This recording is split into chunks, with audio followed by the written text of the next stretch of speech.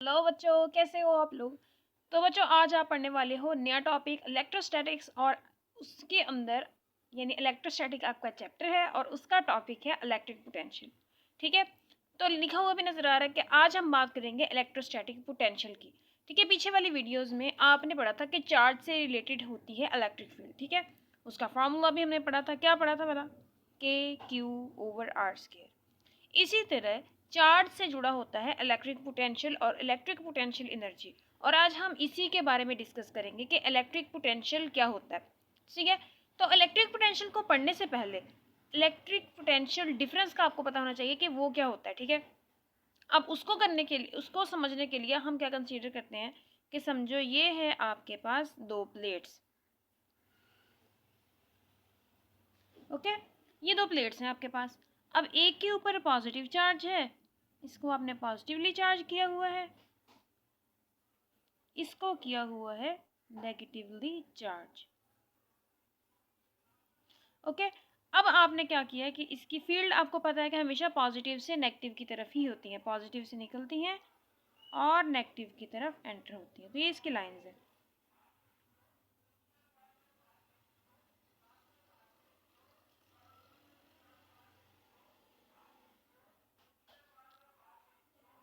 ये बन गई आपकी लाइंस। ठीक है, अब इसी इलेक्ट्रिक फील्ड के अंदर आपने रखा हुआ है एक प्लस क्यू टेस्ट चार्ज, जिसको हम क्यू नॉट भी बोल सकते हैं। अब टेस्ट चार्ज क्या होता है? इंतहाई छोटा सा चार्ज होता है जिसकी अपनी कोई फील्ड नहीं होती, यानी इतना छोटा होता है कि हम इसकी फील्ड को निग्लेक्ट कर देते हैं। अब ये प्लस क्यू चार्ज अगर फ्री टू मूव हो तो क्या होगा कि ये प्लस क्यू चार्ज पॉजिटिव से नेगेटिव की तरफ आएगा। अब टेस्ट चार्ज की दो कैरेक्टरिस्टिक्स होती हैं जो ज़्यादा हम जिस पे फोकस करते हैं। एक तो ये इसका स्मॉल साइज होता है, यानी मैग्नीट्यूड काफ़ी स्मॉल होती है, यानी मैग्नीट्यूड इसकी वेरी स्मॉल होती है। क्यों? ताकि इसकी अपनी को मैग्नेटिक फील्ड जो है उसको हम निगलेक्ट कर सकें। और दूसरी बात यह है कि ये हमेशा पॉजिटिव ही लिया जाता है, ऑलवेज पॉजिटिव। ठीक है, ये कन्वेंशन है, इसकी पॉजिटिव ही लिया जाता है। अब होगा ये कि ये क्या होगा कि खुद ब खुद पॉजिटिव से नेगेटिव की तरफ आएगा। ठीक है, अब वो तो आ रहा है, लेकिन क्या हो कि आपने इसको ऑपोजिट डायरेक्शन में मूव कराना हो। ठीक है, अब ये खुद तो पॉजिटिव से नेगेटिव की तरफ आ रहा है, लेकिन अगर आपने इसको नेगेटिव से पॉजिटिव की तरफ लेके जाना हो उठाकर, तो आपको क्या करना पड़ेगा? आपको इस पर एक्सटर्नल वर्क करना पड़ेगा ना। अब समझो ये यहाँ पर पड़ा था और यहाँ से उठाकर आप इसको इस पॉइंट तक ले गए। ठीक है, इतना डिस्टेंस आपने कवर करवाया। अब ऑफ कोर्स जब आप इसको ऑपोजिट डायरेक्शन में लेके जाओगे तो आपको एक्सटर्नल जो वर्क करना पड़ा वो किसके बराबर होगा? एक्सटर्नल फ्रॉम, ये क्या है? अच्छा समझो इसको आप बी बोल दो, इसको आप ए बोल दो। ठीक है, अब आप लेके कहाँ पे गए हो? ए से उठाकर बी पर लेके गए हो, तो B from, at B from A. ठीक है, यानी B, sorry, A to B. तो क्या होगा? पोटेंशियल एट ए, तो क्या होगा यहाँ पर? Potential at B minus potential at A, यानी फाइनल माइनस इनिशियल, यानी जो फाइनल पॉइंट पर लेके गए हो उसमें से आपने इनिशियल का ये पोटेंशियल डिफरेंस जो है वो माइनस कर देना है। ठीक है, अब यहाँ पे हो गया आपके पास पोटेंशियल डिफरेंस। ठीक है, तो अब इसको ले जाने का भी एक तरीका है। ठीक है, ऐसे नहीं ले जाना आपने यहाँ से उठाया और यहाँ पर ले गए, बल्कि क्या होगा कि आपने इसको आहिस्ता आहिस्ता लेके जाना है, यानी इसको इक्विलिब्रियम में रखना है। इक्विलिब्रियम में कैसे रखना है आपने? देखो, इसके ऊपर इस चार्ज पर इस डाउनवर्ड डायरेक्शन में एक फोर्स लग रही है, और वो कितनी है? समझो E इज इक्वल टू क्या होता है? फोर्स पर यूनिट चार्ज, और ये जो फोर्स लग रही है वो कितनी है? QE। इतनी फोर्स लग रही है ना, इसके ऊपर इलेक्ट्रोस्टैटिक फोर्स लगा लो, चलो इसको समझ लो। और इसकी जो मैग्नीट्यूड है वो Q0 है, तो आप यहाँ पे Q0 लगा लो। ठीक है, हो गया। अब यहाँ पे क्या है कि इतनी फोर्स इस पर इस डायरेक्शन में लग रही है। अब आप इस चार्ज को उठाकर ऊपर ले जाना चाह रहे हो, तो आप सिर्फ उस कंडीशन में ले जा सकते हो कि अगर आपकी लगाई हुई फोर्स जो है वो इतनी फोर्स के बराबर हो। ठीक है, अब अगर इसको पॉजिटिव लेते हो तो आपकी लगाई हुई फोर्स इतनी ही होनी चाहिए मैग्नीट्यूड में, but in the opposite direction होनी चाहिए। सही है, समझ आ गई कि क्या करना है आपने? एक तो आपने पोटेंशियल डिफरेंस फाइंड करना है ना दो पॉइंट्स के दरमियान में, तो क्या करो, इस पॉइंट से उठाकर इस पॉइंट तक ले जाओ। जितना भी आपने इस पॉइंट से उठाकर इस पॉइंट तक ले जाने में वर्क किया है वो होगा इसका क्या, पोटेंशियल डिफरेंस। यानी यहाँ पर समझो यहाँ पर एक चार्ज पड़ा है, ठीक है, इसकी एक इलेक्ट्रिक फील्ड है, ये पॉजिटिव है तो अपवर्ड डायरेक्शन में होगी, अपवर्ड अपवर्ड अपवर्ड अपवर्ड, ठीक है। तो आपसे कहा जाता है कि जी ये पॉइंट ए है, ये पॉइंट बी है, ठीक है, इन दोनों के दरमियान में पोटेंशियल डिफरेंस फाइंड करो कितना है, ठीक है। तो क्या होगा, अच्छा इसकी फील्ड आगे भी तो बड़ी हुई होगी ना, यानी ये फील्ड के अंदर ही पड़े हैं दोनों पॉइंट्स। तो आपने क्या करना है, फटाफट से जाना है, यहाँ पे रखा एक टेस्ट चार्ज, इस टेस्ट चार्ज को उठाकर इस पॉइंट तक लाए, ठीक है, और इसको यहाँ तक लाने में आपको जितना वर्क करना पड़ा वो वर्क आपका पोटेंशियल डिफरेंस के बराबर होगा, ठीक है, इन दोनों के पोटेंशियल जो है उनके डिफरेंस के बराबर होगा, ठीक है। तो इसका मतलब यही है कि किसी भी पॉइंट पर यानी दो पॉइंट्स के दरमियान में अगर आपने पोटेंशियल डिफरेंस फाइंड करना है, ठीक है, आपसे कहा जाता है कि इन दोनों के दरमियान में कर दो, तो जाओ आराम से वहाँ पे एक टेस्ट चार्ज रखो, टेस्ट चार्ज को उठा के इधर तक लेके आओ फाइनल पॉइंट तक, और इतने में आपको जितना वर्क करना पड़ा उसको कैलकुलेट करो और कहो कि ये लीजिए आपकी खिदमत में पेश किया जाता है पोटेंशियल डिफरेंस। अब पोटेंशियल डिफरेंस में जो वर्क होता है ना, बेसिकली ये पाथ पे डिपेंड नहीं करता, ठीक है। आप बेशक इस पॉइंट को उठा के चार्ज को ऐसे लेके आओ, आप इसको उठाकर ऐसे लेके आओ, आप इसको उठाकर ऐसे ऐसे ऐसे ऐसे ऐसे लेके आओ, ठीक है, बस दो पॉइंट्स के दरमियान में लेके आना ना, तो चाहे जैसे मर्जी लेके आओ आपका वर्क जो होगा वो बिल्कुल सेम होगा। वर्क कैसे सेम होगा, क्यों सेम होगा, क्योंकि इलेक्ट्रोस्टैटिक फोर्स जो होती है वो कंजर्वेटिव फोर्स होती है, ठीक है, यानी कंजर्वेटिव यानी एफ इलेक्ट्रोस्टैटिक जो है वो है कंजर्वेटिव, कंजर्वेटिव, वही वाली कंजर्वेटिव फैमिलीज भी तो होती हैं ना, हमारे पाकिस्तान में तो कुछ ज़्यादा होती हैं, खैर कंजर्वेटिव, ठीक है। अब इस वो कंजर्वेटिव फोर्सेस ऐसी फोर्सेस होती हैं जहाँ पर जिनकी फील्ड के अंदर वर्क डन जो होता है वो पाथ पे डिपेंड ना करे, ठीक है। अब दो ये कंजर्वेटिव फील्ड्स आपने पढ़ी है, फोर्सेस पढ़ी है, ग्रेविटेशन फोर्स होती है और एक इलेक्ट्रोस्टैटिक फोर्स होती है, ठीक है। तो यहाँ पर वर्क जो होता है वो, अब एक बात और कि यहाँ पर अगर आप इस चार्ज को उठाकर बी से ए लेके आए, ठीक है, ए से बी तक ले गए, तो टोटल वर्क कितना होगा, ठीक है। तो बेशक यहाँ पर टोटल वर्क जो होगा वो ज़ीरो होगा, क्यों, क्योंकि कंजर्वेटिव फील्ड की एक ये भी खसूसियत होती है कि अगर वहाँ पर आप पूरे साइकिल में वर्क करते हो, यानी यहाँ से उठाकर यहाँ पर आए, यहाँ से उठाकर वापस ले गए, तो पूरे साइकिल में जो वर्क डन होगा वो ज़ीरो होता है। Work from A to B, ठीक है, ए से बी तक ले जाने में जितना आपने वर्क किया वो बराबर होगा minus of work B to A, ठीक है, यानी यहाँ से यहाँ तक जाने में, यहाँ से यहाँ तक जाने में जितना वर्क किया उतना ही इधर से जाने में किया, लेकिन बस डायरेक्शन में ऑपोजिट होगा, ओ सॉरी सॉरी सेम ही होगा, क्योंकि इसकी तो डायरेक्शन होती नहीं है, कन्फ्यूजन हो गई थी, ठीक है, हो जाती है कभी कभी टीचर्स को भी, और मुझे तो आजकल ज़्यादा ही हो रही है। अब ये तो होगी पोटेंशियल डिफरेंस की बात, ठीक है, लेकिन आपका टॉपिक क्या है, आपका टॉपिक तो है इलेक्ट्रिक पोटेंशियल, तो फिर आप इलेक्ट्रिक पोटेंशियल डिफरेंस से इलेक्ट्रिक पोटेंशियल कैसे निकाल सकते हो, ठीक है, वो आप ऐसे निकाल सकते हो, देखो। अच्छा, इलेक्ट्रोस्टैटिक पोटेंशियल की तो बात हम बाद में करते हैं, पहले मुझे याद भूल गया, आपको डेफिनेशन तो लिखवा ही नहीं है, तो चलो पहले शाबाश लिख लो डेफिनेशन इलेक्ट्रिक पोटेंशियल डिफरेंस की। तो पोटेंशियल डिफरेंस क्या होता है, work done per unit charge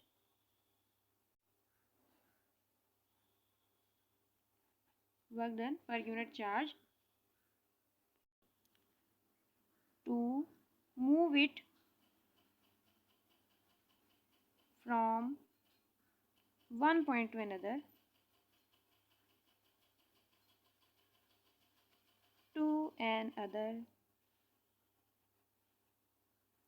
by keeping it in equilibrium। अब इक्विलिब्रियम तो मैंने आपको समझा दिया था ना कि इक्विलिब्रियम में आप कैसे रख सकते हो, कीपिंग इट इन इक्विलिब्रियम। और एक और चीज़, आपने इसको हमेशा फील्ड के ऑपोजिट डायरेक्शन में लेके जाना है, ठीक है, move it from one point to another, keep it to another, यहाँ पे लिख लो इन अगेंस्ट द फील्ड लिख लो, चलो against the field, direction of field, ठीक है, डायरेक्शन ऑफ फील्ड के ऑपोजिट डायरेक्शन में जाना है।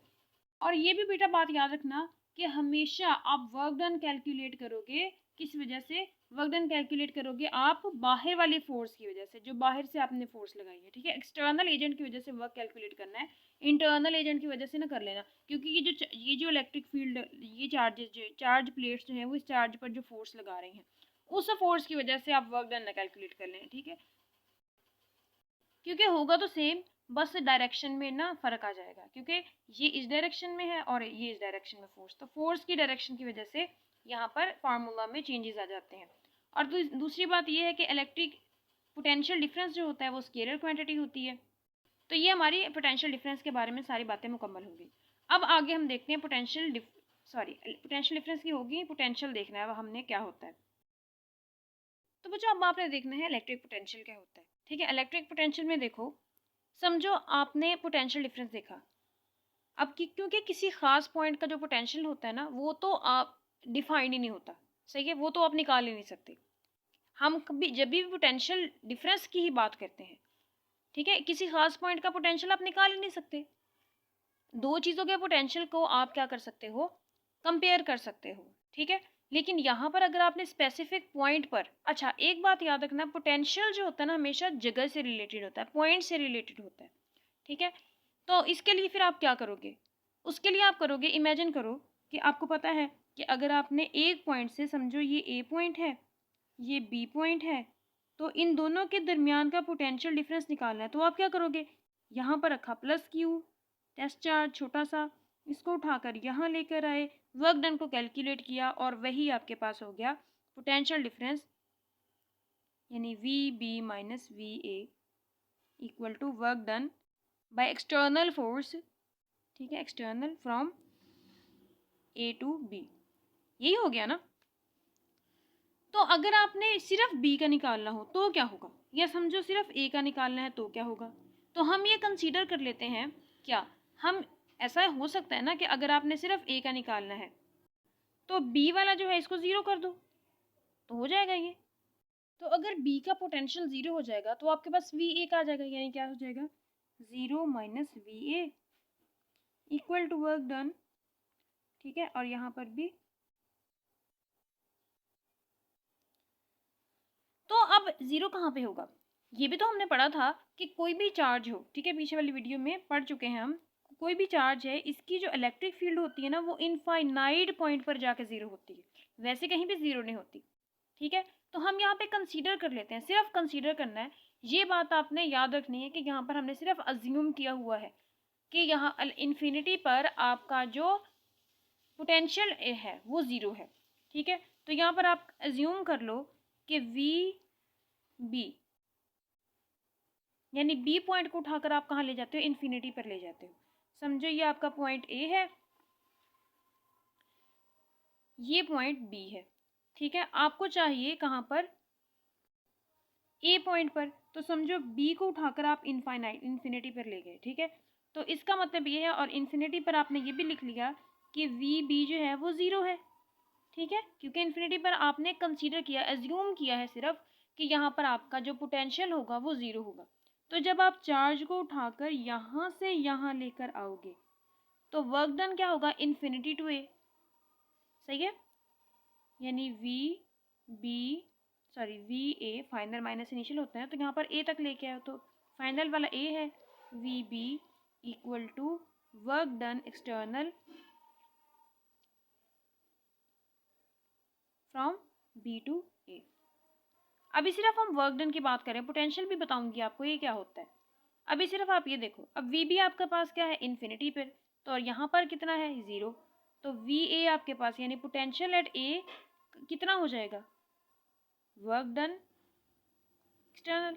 अब आपने क्या करना है कि जिस चार्ज को, अब आपको पता है ना यहाँ पर आपने एक प्लस क्यू चार्ज रखा था, और जिस चार्ज को उठाकर आप लेके आए हो उसकी मैग्नीट्यूड से डिवाइड कर दो, ठीक है। तो ये आपके पास पोटेंशियल एट ए हो जाएगा, समझ आ गई।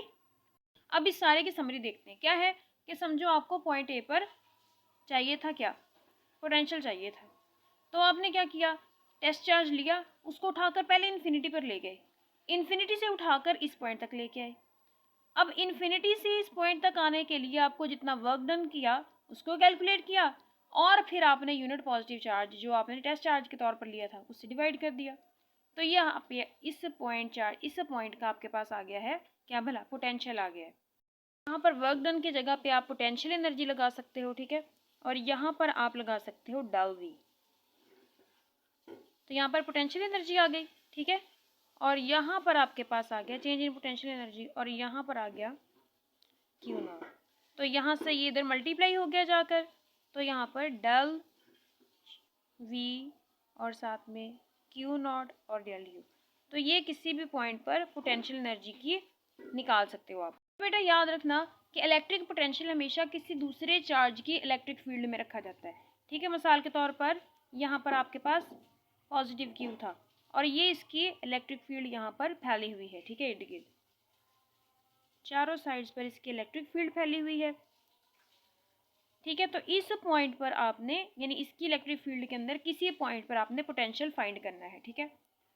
समझिए कि पॉइंट पी है, तो क्या करोगे आप, यहाँ से एक टेस्ट चार्ज उठाओगे, उसको उठाकर इन्फिनिटी पर लेके जाओगे। इन्फिनिटी से समझो आप इस उसी चार्ज को उठाकर यहाँ तक लेके आए, जितना वर्क हुआ इन्फिनिटी से यहाँ तक उसको कैलकुलेट किया और टेस्ट चार्ज आपने यूज़ किया था उसकी मैग्नीट्यूड से डिवाइड कर दिया, तो ये आपके पास पोटेंशियल आ जाएगा, इलेक्ट्रिक पोटेंशियल, ठीक है। अब पोटेंशियल डिफरेंस और पोटेंशियल में तो फ़र्क आ गया ना।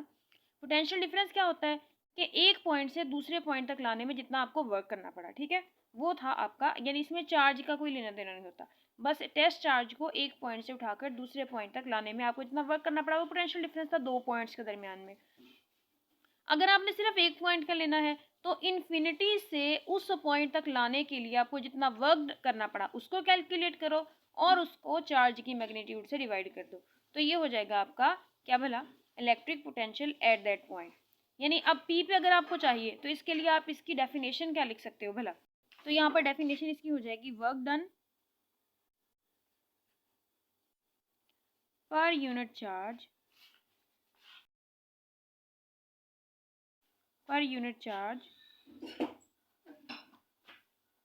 in bringing the charge from infinity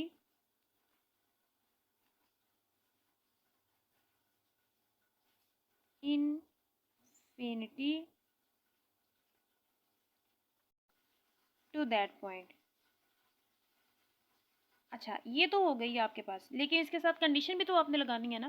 condition आपने क्या लगानी है, कंडीशन आपने लगानी है bye keeping it in equilibrium, ठीक है। इक्विलिब्रियम बताया ना कि अब ये अगर पॉजिटिव पॉइंट है तो इस पर पॉजिटिव चार्ज पर फोर्स, जो आपने पॉजिटिव टेस्ट चार्ज लेके आना है उस पर फोर्स लगेगी इस डायरेक्शन में और आप उसको उठाकर लेके आए इस डायरेक्शन में, ठीक है। इलेक्ट्रिक फील्ड के अगेंस्ट ही आपने जाना है to that point by keeping it in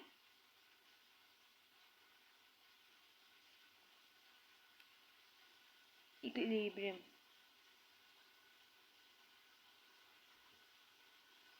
okay, तो बच्चे फार्मूला तो आपने ड्राइव कर ही लिया है क्या, कि पोटेंशियल एट एनी पॉइंट बराबर होता है वर्क डन बाय चार्ज। तो यहीं से आप इसके यूनिट्स भी निकाल सकते हो।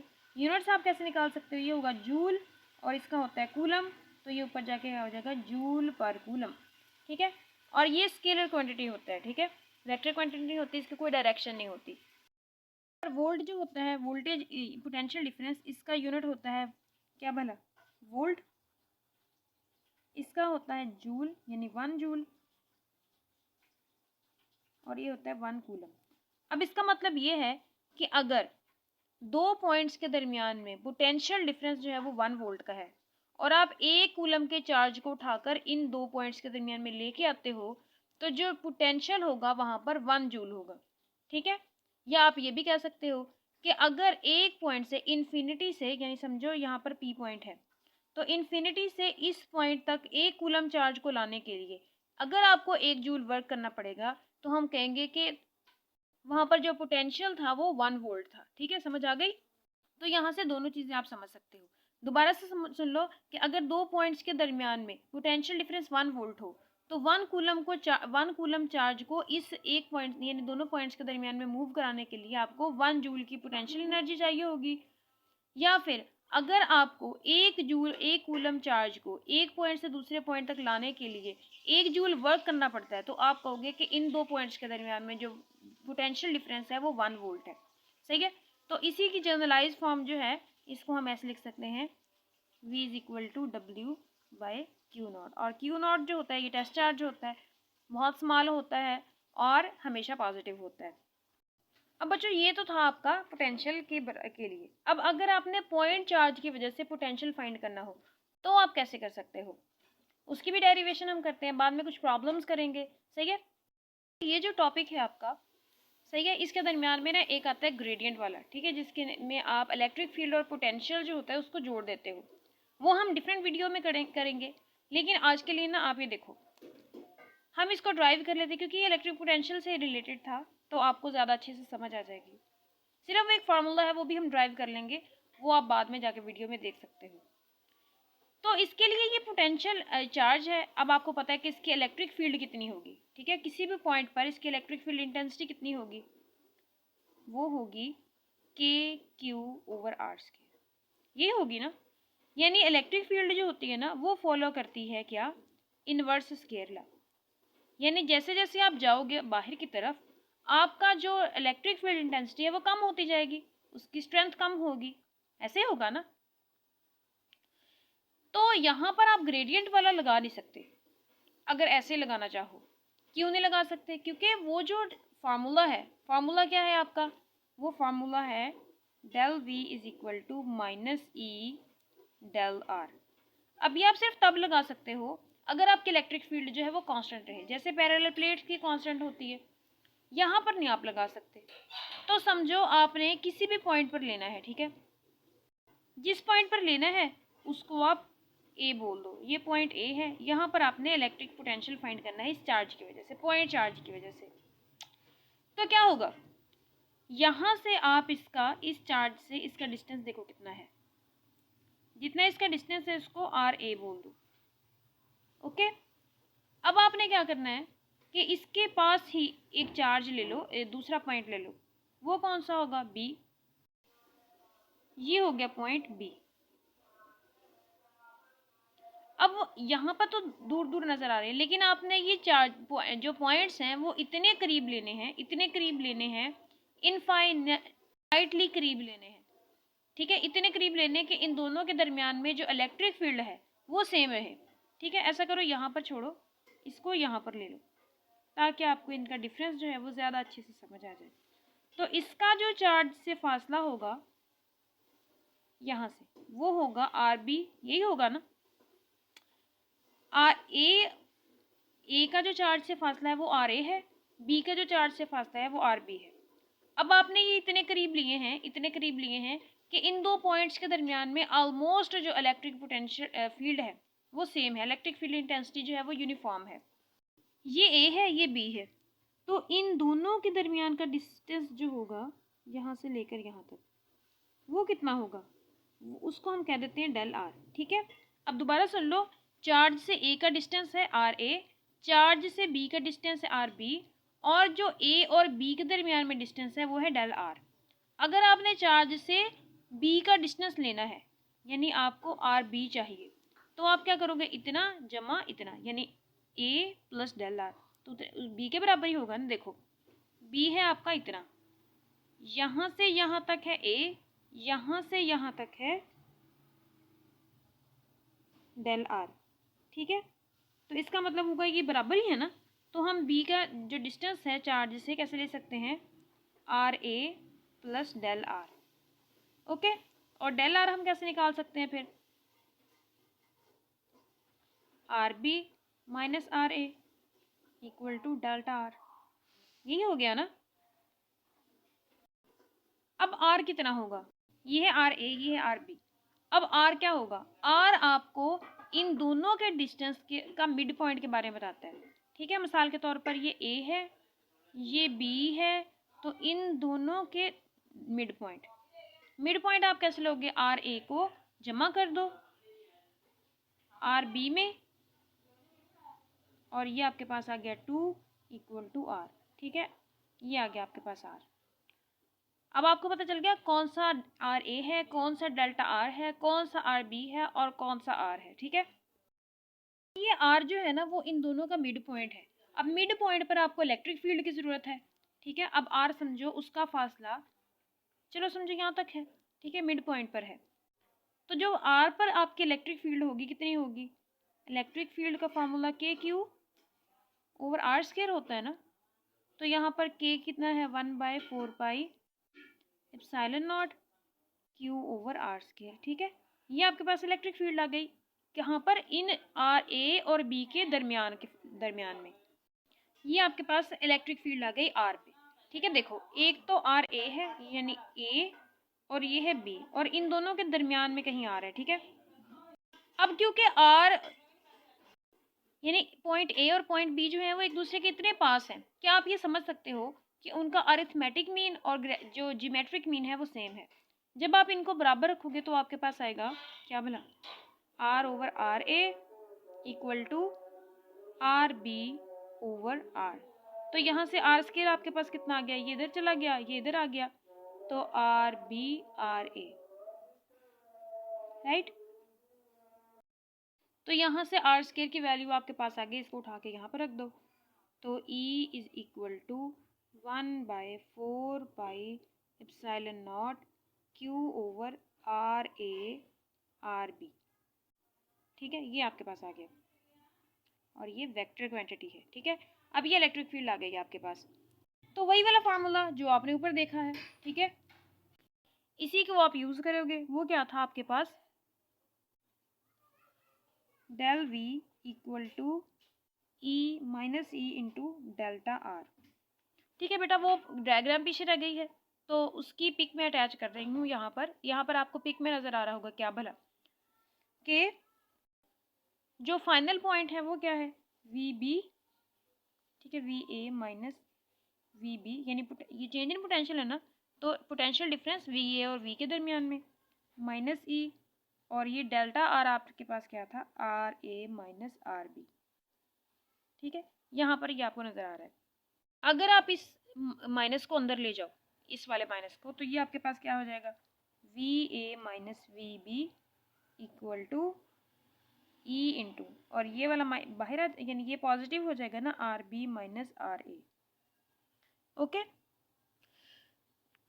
तो पीछे आपने ई की वैल्यू निकाली हुई है इलेक्ट्रिक फील्ड की। ठीक है, तो यही वैल्यू आपको नज़र भी आ रही है, तो इसी को उठा के हम यहाँ पे लगा देते हैं। तो यहाँ पर क्या आ जाएगा?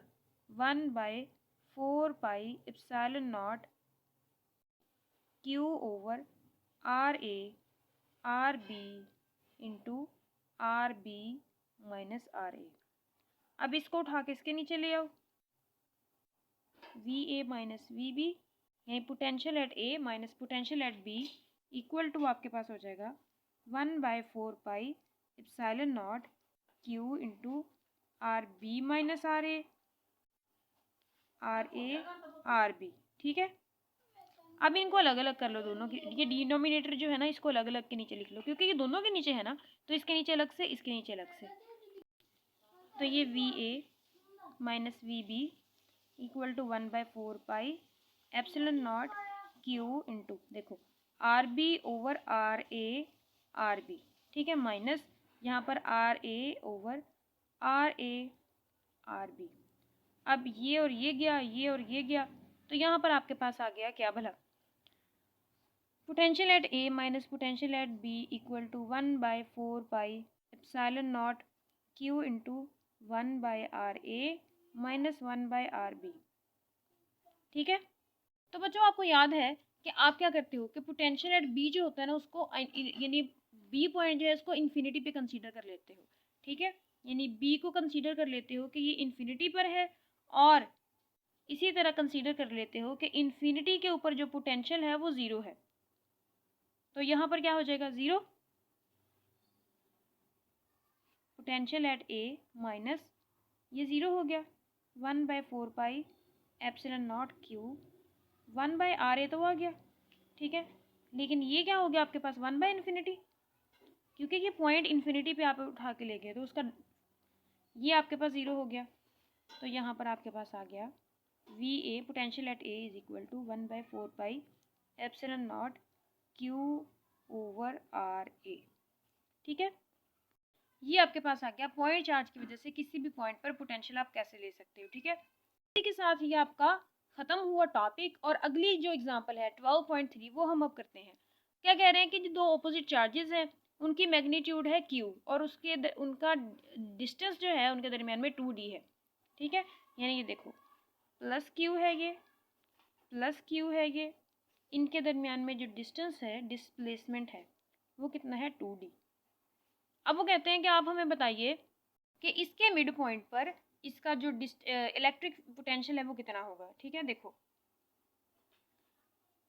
मिड पॉइंट यहाँ पर बनता है, अगर ये 2d है तो इतना इतना क्या होगा आपके पास d, ये भी कितना होगा d। ओके, तो अब आपने क्या करना है कि पोटेंशियल डिफरेंस फाइंड कर लो दरमियान में। ठीक है, इस पॉइंट पर इसकी वजह से कितना होगा कि समझो इस पॉइंट को आप a रख लो।